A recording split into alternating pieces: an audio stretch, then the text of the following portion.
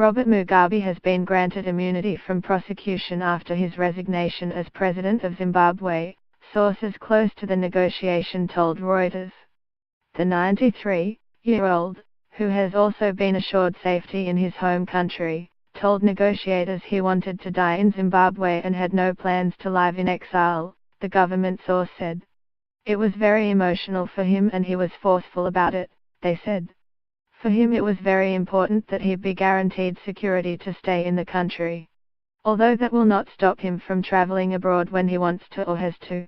President Robert Mugabe, Center, arrives to preside over a student graduation ceremony at Zimbabwe Open University. AP Zimbabwe's President Robert Mugabe arrives at student graduation ceremony. AP President Robert Mugabe prepares to speak at a student graduation. AP members of the Presidential Guard. EPA President Robert Mugabe arrives at his first public appearance at a graduation ceremony in Harare. AP President Robert Mugabe confers awards for the students with the leading theses. AP Robert Mugabe makes his first public appearance.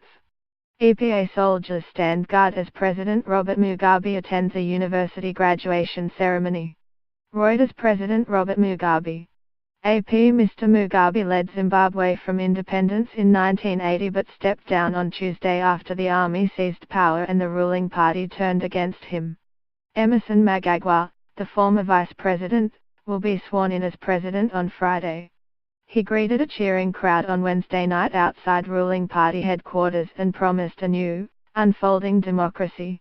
He also reached out to the world, saying international help is needed to rebuild the shattered economy.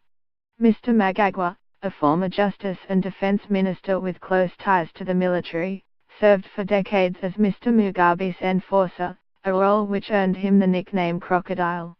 Many opposition supporters believe he was instrumental in the army killings of thousands of people when Mr. Mugabe moved against a political rival in the 1980s.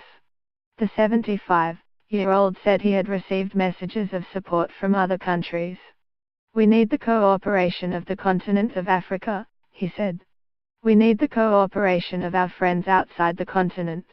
After meeting with South Africa's president, Mr. Mnangagwa flew home in a private jet. He said his inauguration on Friday is when we finish this job to legally install a new president. He will serve Mr. Mugabe's remaining term until elections at some point next year after the ruling party's Central Committee voted to remove Mr. Mugabe from his party leadership post.